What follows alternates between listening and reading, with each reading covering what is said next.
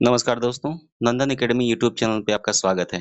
दोस्तों जैसा कि आप जानते हैं कि इस चैनल पे यूपी ट्रिपल एससी पीईटी 2026 के लिए जीके जीएस की क्लासेस चल रही हैं दोस्तों।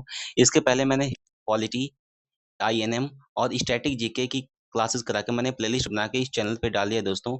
आप यहाँ जाकर के तैयारी कर सकते हैं। दोस्तों अभी आप लोग का चल रहा है इंडियन इकोनॉमिक्स, जिसमें आपका थर्ड टॉपिक है आज हरित क्रांति। हरित क्रांति से संबंधित 40 महत्वपूर्ण एमसीक्यू हैं जो यूपी ट्रिपल एससी पीईटी के लिए बहुत ही बेनिफिशियल होंगे दोस्तों। हरित क्रांति से संबंधित जितने भी महत्वपूर्ण क्वेश्चन बन सकते थे दोस्तों, वो आज मैं आप लोग के लिए लेके आया हूँ, ठीक है। तो चलिए दोस्तों क्लास स्टार्ट करते हैं।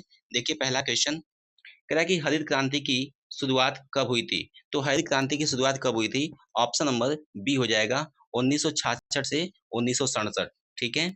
नेक्स्ट क्वेश्चन देखिए, कह रहा है कि भारत में हरित क्रांति का जनक किसे माना जाता है। तो भारत में जो हरित क्रांति है उनके जनक कौन है? Option number A doctor M S Swaminathan, ठीक है। नेक्स्ट क्वेश्चन देखिए फ्रेंड्स, कह रहा है कि विश्व में हरित क्रांति का जनक किसे माना जाता है। तो विश्व में जो हरित क्रांति है उनका जो जनक है किसे माना जाता है? ऑप्शन नंबर बी को माना जाता है, मतलब नॉर्मन बोरलॉग को माना जाता है। ऑप्शन नंबर बी हो जाएगा। नेक्स्ट क्वेश्चन देखिए, हरित क्रांति शब्द का प्रयोग सबसे पहले किसने किया था। तो हरित क्रांति शब्द का प्रयोग सबसे पहले करने वाले कौन थे? ऑप्शन नंबर बी हो जाएगा, विलियम गॉड, ठीक है दोस्तों।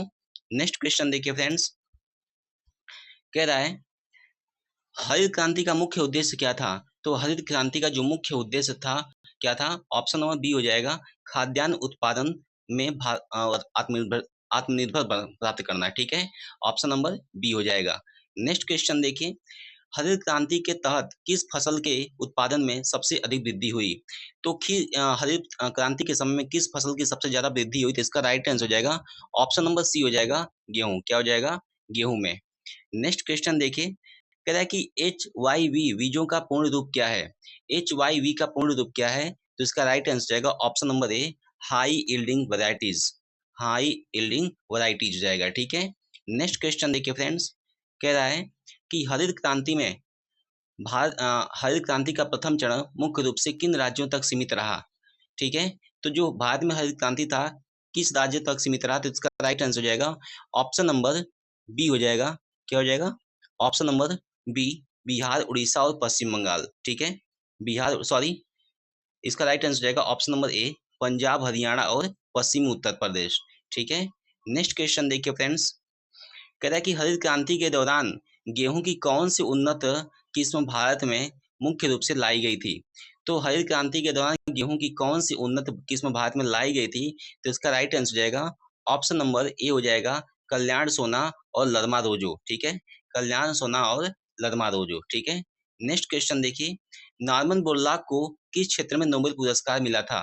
तो जो नॉर्मन बोरलॉग थे इनको ऑप्शन नंबर सी, शांति के क्षेत्र में नोबेल पुरस्कार मिला था। ऑप्शन नंबर सी हो जाएगा। नेक्स्ट देखिए फ्रेंड्स, क्या है कि नॉर्मन बोरलॉग मूल रूप से किस देश के नागरिक थे।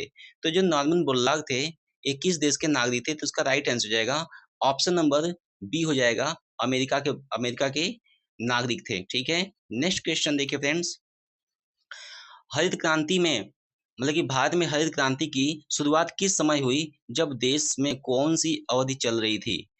मतलब कि जब भारत में हरित क्रांति की शुरुआत हुई किस समय हुई? जब देश में कोई अवधि चल रही थी। तो इसका राइट आंसर जाएगा ऑप्शन नंबर सी हो जाएगा, योजना अवकाश। मतलब योजना अवकाश के समय में जो है हरित क्रांति की भारत में शुरुआत की गई। नेक्स्ट क्वेश्चन देखिए, हरित क्रांति का दूसरा चरण मुख्य रूप से कब तक माना जाता है।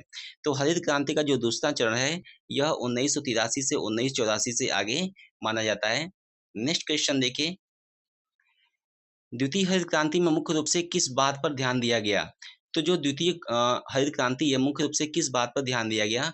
तो इसका राइट आंसर जाएगा ऑप्शन नंबर बी हो जाएगा, उन फसलों और क्षेत्रों को शामिल करना जो पहले चरण में छूट गए थे, ठीक है। नेक्स्ट क्वेश्चन देखिए, कह रहा है कि हरित क्रांति के तहत रासायनिक उर्वरकों और कीटनाशकों का उपयोग बढ़ा या घटा। तो इसका राइट आंसर जाएगा ऑप्शन नंबर ए हो जाएगा, अत्यधिक बढ़ा, ठीक है। नेक्स्ट क्वेश्चन देखिए फ्रेंड्स, कह रहा है कि हरित क्रांति के फसल होने का सबसे मुख्य तकनीकी कारण क्या था। तो हरित क्रांति के सफल होने के सबसे मुख्य तकनीकी कारण क्या था? तो इसका राइट आंसर हो जाएगा ऑप्शन नंबर ए हो जाएगा, आधुनिक कृषि मशीनरी, उन्नत बीज और बेहतर सिंचाई, ठीक है। नेक्स्ट क्वेश्चन देखिए, कह रहा है कि हरित क्रांति से भारत के किस हिस्से को सबसे कम लाभ हुआ?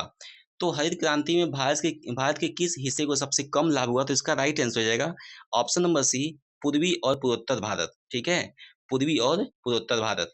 नेक्स्ट क्वेश्चन देखिए, हरित क्रांति का प्रभाव मुख्य रूप से किस प्रकार के अनाजों पर पड़ा?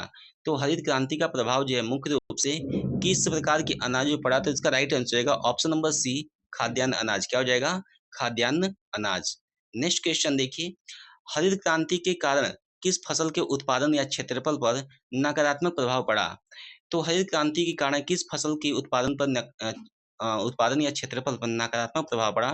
तो इसका राइट आंसर हो जाएगा ऑप्शन नंबर बी हो जाएगा, दलहन और मोटे अनाज पर नकारात्मक प्रभाव पड़ा। ठीक है, नेक्स्ट क्वेश्चन देखिए दोस्तों, एम एस स्वामीनाथन को वर्ष 2024 में भारत सरकार द्वारा किस सर्वोच्च नागरिक सम्मान के लिए सम्मानित किया गया है?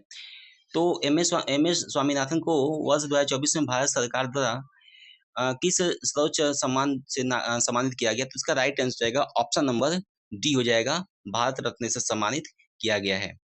नेक्स्ट क्वेश्चन देखिए, अंतर्राष्ट्रीय चावल अनुसंधान संस्थान कहाँ स्थित है? तो अंतर्राष्ट्रीय चावल अनुसंधान संस्थान कहाँ है? तो इसका राइट आंसर जाएगा मनीला फिलीपींस में है। अंतर्राष्ट्रीय, ध्यान दीजिएगा, राष्ट्रीय नहीं बोल रहा है, राष्ट्रीय तो कटक उड़ीसा में है, लेकिन अंतर्राष्ट्रीय जो है कहाँ पर है? अंतर्राष्ट्रीय है फिलीपींस, मनीला में। ठीक है दोस्तों, नेक्स्ट क्वेश्चन देखिए फ्रेंड्स, कह रहा है कि अंतर्राष्ट्रीय मक्का गेहूं सुधार केंद्र कहाँ स्थित है? तो अंतर्राष्ट्रीय मक्का और गेहूं सुधार केंद्र कहाँ स्थित है? तो इसका राइट आंसर हो जाएगा ऑप्शन नंबर बी, मैक्सिको में। क्या हो जाएगा? मैक्सिको में हो जाएगा। ठीक है दोस्तों, मैक्सिको। नेक्स्ट क्वेश्चन देखिए फ्रेंड्स, कह रहा है कि भारत में हरित क्रांति के आगमन के समय देश के कृषि मंत्री कौन थे? तो भारत में जो हरित क्रांति था उस समय कृषि मंत्री कौन थे? तो इसका राइट आंसर रहेगा ऑप्शन नंबर बी, सुब्रमण्यम, सी सुब्रमण्यम जी थे। ठीक है, सी सुब्रमण्यम जी, ऑप्शन नंबर बी हो जाएगा। नेक्स्ट क्वेश्चन देखिए, कह रहा है कि हरित क्रांति के कारण किस राज्य को भारत का अन्न भंडार कहा जाने लगा? तो किस राज्य को भारत का अन्न भंडार कहा जाने लगा हरित क्रांति के समय? तो इसका राइट आंसर रहेगा ऑप्शन नंबर बी, पंजाब को। ठीक है, नेक्स्ट क्वेश्चन देखिए, कह रहा है कि हरित क्रांति में सिंचाई के लिए किस साधन का चलन सबसे तेजी से बढ़ा? तो नलकूप और पंप सेट का जो है सबसे तेजी से जो है सिंचाई के लिए साधन बढ़ा। ऑप्शन नंबर बी हो जाएगा। ठीक है, नेक्स्ट क्वेश्चन देखिए फ्रेंड्स, हरित क्रांति से मुख्य रूप से किस वर्ग के किसानों को सबसे ज्यादा आर्थिक लाभ हुआ? तो इसका राइट आंसर जाएगा ऑप्शन नंबर सी हो जाएगा, बड़े और समृद्ध किसानों को सबसे अधिक लाभ हुआ। ठीक है, नेक्स्ट देखिए, हरित क्रांति का एक प्रमुख पर्यावरणीय दुष्प्रभाव क्या सामने आया? तो इसका राइट आंसर जाएगा ऑप्शन नंबर सी हो जाएगा, ऑप्शन नंबर सी नहीं, ऑप्शन नंबर ए हो जाएगा। ठीक है, ऑप्शन नंबर ए क्या होगा कि भूजल स्तर का गिरना और मिट्टी की लवणता बढ़ना। ठीक है, नेक्स्ट क्वेश्चन देखिए, कह रहा है कि हरित क्रांति के आगमन से पहले भारत मुख्य रूप से खाद्यान्न के आयात के लिए किस देश पर निर्भर रहता था? तो हरित क्रांति से पहले जो भारत था वह किस देश पर निर्भर रहता था? तो इसका राइट आंसर रहेगा ऑप्शन नंबर बी, अमेरिका पर। ठीक है, अमेरिका से गेहूं चावल जो भी आता था। ठीक है, नेक्स्ट देखिए, कह रहा है कि सदाबहार क्रांति शब्द का प्रतिपादन किसने किया ताकि पर्यावरण को नुकसान पहुंचाए बिना उत्पादन बढ़ाया जा सके? तो इसका राइट आंसर हो जाएगा ऑप्शन नंबर बी हो जाएगा, option number B, doctor M S Swaminathan. Next देखिए फ्रेंड्स, कहा कि भारत में वह कौन सी अवधि थी जिसके दौरान योजना अवकाश लागू था और इसी बीच हरित क्रांति की नींव रखी गई? तो इसका राइट आंसर जाएगा ऑप्शन नंबर बी, 1966 से 1969। नेक्स्ट क्वेश्चन देखिए, कह रहा है कि हरित क्रांति के बाद भारत में प्रति हेक्टेयर उत्पादकता पर क्या असर हुआ? तो हरित क्रांति के बाद भारत में प्रति हेक्टेयर उत्पादकता पर असर क्या पड़ा? तो इसका राइट आंसर जाएगा ऑप्शन नंबर ए, उत्पादकता जो है कई गुना बढ़ गई। नेक्स्ट क्वेश्चन देखिए, हरित क्रांति के प्रारंभिक दौर में मैक्सिको से मंगाए गए गेहूं के बीज किस प्रवृत्ति के थे? तो मैक्सिको से जो मंगाए गए गेहूं थे हरित क्रांति के समय समय में वह कैसी प्रकृति के थे? तो ऑप्शन नंबर बी हो जाएगा, बौनी प्रजाति के, जिसको हम ड्वार्फ वैराइटीज भी बोलते हैं। ठीक है, नेक्स्ट क्वेश्चन देखिए, कह रहा है कि हरित क्रांति ने भारतीय ग्रामीण समाज में किस प्रकार की असमानता को जन्म दिया? तो जो हरित क्रांति था यह भारत में किस प्रकार की असमानता को जन्म दिया? तो इसका राइट आंसर हो जाएगा ऑप्शन नंबर ए, क्षेत्रीय और आर्थिक असमानता। ठीक है, नेक्स्ट क्वेश्चन देखिए, कह रहा है कि हरित क्रांति की शुरुआत से पहले भारत के कुछ चुनिंदा जिलों में 1960-1961 में कौन-सा प्रायोगिक कार्यक्रम चलाया गया? तो हरित क्रांति की शुरुआत से पहले 1960-61 में कौन-सा प्रायोगिक कार्यक्रम चलाया गया? तो इसका राइट आंसर जाएगा ऑप्शन नंबर ए हो जाएगा गहन कृषि जिला कार्यक्रम, ठीक है? गहन कृषि जिला कार्यक्रम ऑप्शन नंबर ए। नेक्स्ट क्वेश्चन देखिए, कह रहा है कि अ, गहन कृषि जिला कार्यक्रम को आम तौर पर किस नाम से जाना जाता है? तो गहन कृषि जिला कार्यक्रम को आम तौर पर किस नाम से जाना जाता है? तो इसका राइट आंसर जाएगा ऑप्शन नंबर बी, हरित क्रांति का अग्रदूत के नाम से जाना जाता है, ठीक है? हरित क्रांति के अग्रदूत के नाम से जाना जाता है गहन कृषि जिला कार्यक्रम को, ठीक है? नेक्स्ट क्वेश्चन देखिए, गहन कृषि क्षेत्र कार्यक्रम किस वर्ष शुरू किया गया?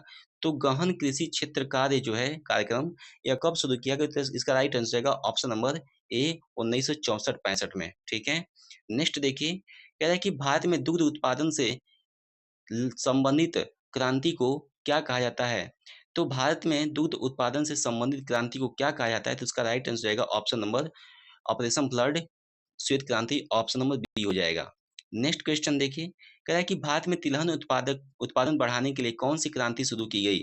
तो भारत में तिलहन उत्पादन के लिए पीली क्रांति की शुरुआत की गई, ऑप्शन नंबर बी हो जाएगा, ठीक है? नेक्स्ट क्वेश्चन देखिए, कह रहा है कि हरित क्रांति की शानदार सफलता के बाद भारत खाद्यान्न के मामले में क्या बन गया? तो हरित क्रांति की शानदार सफलता के बाद जो है भारत क्या बन गया? पूरी तरह से आत्मनिर्भर बन गया और निर्यातक देश बन गया। ठीक है दोस्तों? तो दोस्तों आपके रहे ये हरित क्रांति टॉपिक से संबंधित 40 महत्वपूर्ण क्वेश्चन जो यूपी ट्रिपल एससी पीईटी के लिए बहुत ही बेनिफिशियल रहेंगे दोस्तों। इसके पहले मैंने 2 टॉपिक करा दिए जो आपके अर्थव्यवस्था से ही था, आज तीसरी टॉपिक थी दोस्तों। कल जो है चौथी टॉपिक आएगी। दोस्तों आशा करता हूँ कि आपको क्लास अच्छी लगी होगी। अगर अच्छी लगी हो तो वीडियो को लाइक, शेयर और सब्सक्राइब ज़रूर करें दोस्तों। बेल आइकन को ऑन कर लें ताकि नोटिफ़िकेशन आप तक सबसे पहले पहुँचे। धन्यवाद।